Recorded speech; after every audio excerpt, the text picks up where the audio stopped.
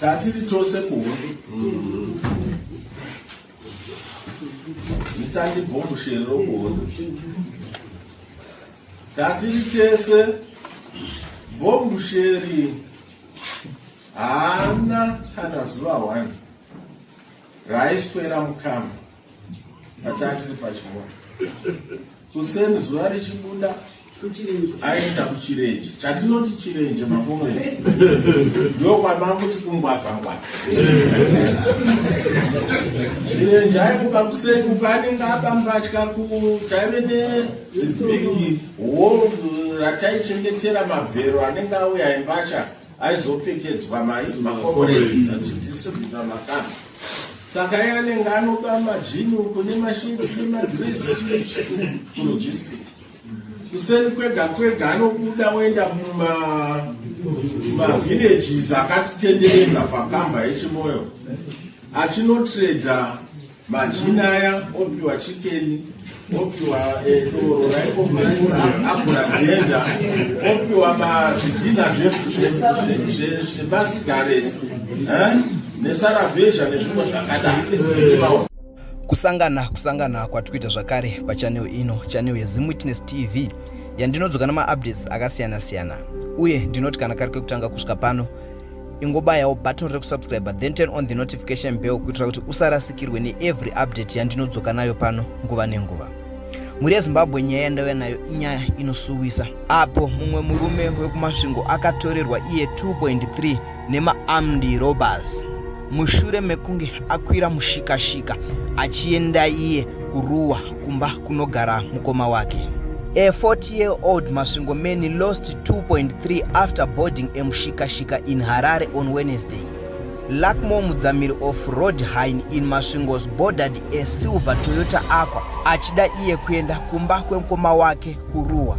Mumota iyi munonzi maiva muine vanhu 4, so Lakmo akapinda iye ndokunogara ku back seat apo akanogara pakati pevamwe varume vairi. Mota yakasumuka parenki yakananga nedirection yekuruwa inonzi iyo yasvika muIsle. One of the robbers akaburitsa iye a screwdriver ndokunongedzera padumbu paLakmo, then mumwe ndokunongedzera banga pahuro achiti tokubaya. Then marobbers aya akadimanda everything chaiva china Lakmo kusanganisira bhegi raiva rine 2 maItel, maiva nedefensive certificate, national ID pamwe chete nemari. So pazvinhu zvese zvakabiwa izvi zviri kunzi izvo zvakakosta 2.3.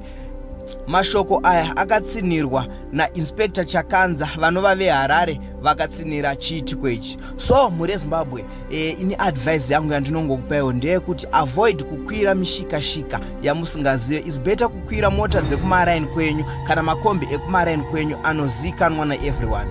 So ladies and gentlemen, ngatisangane mucomment section muchitiudzawo zvamunofunga pamusoro penyaya iyi. Asi ndisati ndaenda ndine imwe nyaya yakomrade ava vari kusvora vageza vachiti vageza pataiva kuhondo vaisada zvekuenda musango, vaida doro, mabhebhi pamwe chete nefodya. So ladies and gentlemen, toda kuti muone video iri mozotiudzawo zvamunofunga pamusoro penyaya iyi. Ngatisangane mucomment section, more updates are coming.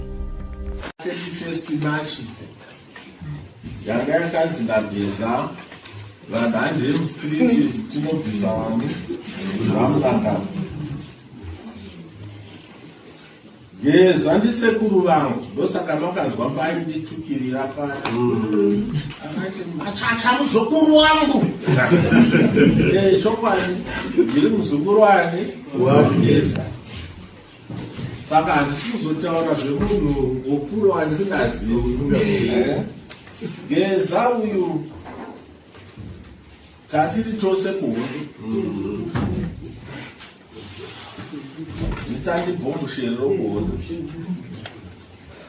tatiri tese bhombu sheri haana kana zuva 1 raiswera mukama atatiri pachimwana kuseni zuva richibuda aenda kuchirenje. Chatinoti chirenje makomrade ndokwamanguti kungwavhangwa.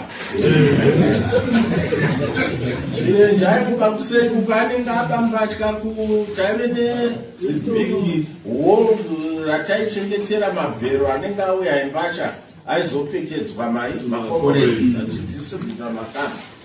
Saka iye anenge anopa majini kune masheti nemadresi kulogistic. Kuseri kwega anobuda oenda mumavillages akatitenderedza pakamba yechimoyo achinotreda majini aya, opiwa chicken, opiwa doro raaguragenda, opiwa mazvidhina zvemasigareti nesaravhezha nezvimwe zvakadaro. Ouya kukamba oita kaive nesystem yainzi kapotorism. Kapotorism ndekavanhu vasinodya kukicheni kuri kubikirwa ruzhinji rwavanhu. Ndounenge une kapoto kako kuposto kwako kokuti zvinhu zviya zvekuchirenje unouya womvura huku yako nice wonyatsozvibikira raisi nechikeni. Handidya vamwe kuvane vachidya sadza netubhidzi twainzi tumbuzi. Bhidzi ndiani achidya zvinonaka. Kana akazobatwa nevesecurity orohwa zvake kumagaro, usafunga kuti kana arohwa 35 kumagaro mangwana anorega kuinda mangwana anenge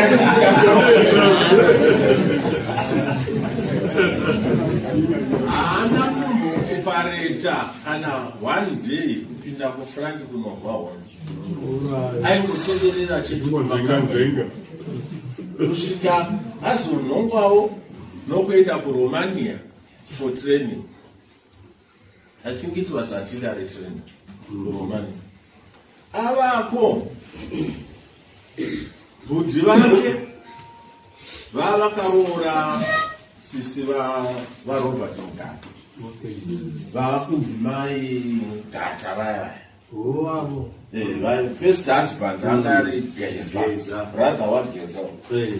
Saka avako ikoko anozviintrodusa kuRomanian intelligence neRomanian military kuti ini ndiri mwana wani waRobert Mugabe. Saka vechiRomania vakati kunotatumirwa mwana wangu. Saka ava vanhu tovashatonga mangwana regatibate munhu zvakanaka. Saka anga kupedza full time achisiri kutraining ari kutorwa nemadikosi ari kutenderedzwa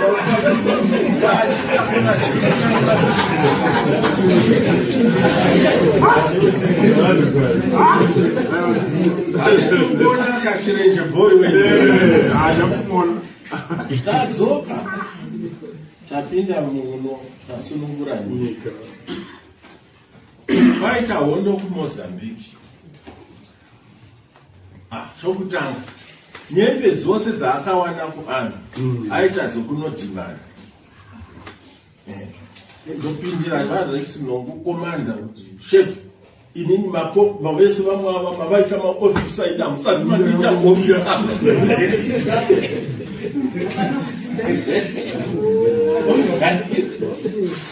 Abuda paya aibva kuMozambique. Iye aenda kuMozambique haana kana one day rakapinda ine bhake rake basa kuMozambique rari rekuita kuti chirenje achironga maproni achiuya achitengesa kuno achironga maspezi. Ndiyo nguva yainetsa maspezi edzimota achironga maspezi achiuya achitengesa kuno kusvika musa adhakisa maofficers ese eFrelimo pakamba yavo vadhakwa achibva andotora maspezi emaskania nechiyangari mumastorum mavo akatuta akauya nazvo.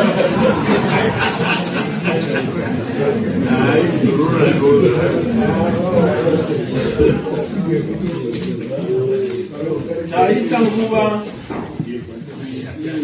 yokuti takuita hondo yeminda tiri kutora mini Geza kana nanhasi haana purasi asi he was involved in the first trade iyai rake basa rari rokunotinha mombe dzavarume angasiva neno zvekutora ifu aingosvika otinha mombe dzomurungu isa unotengesa kumabhucha unodidi odzokera unoreidha futi ukutora moto unotengesa anga atora nechisimba maabatwa around Harare paya kurodhi yokuenda kuBulawayo Road anga atora one abatwa iyi rekuenda futi kuChinoi anga atora futi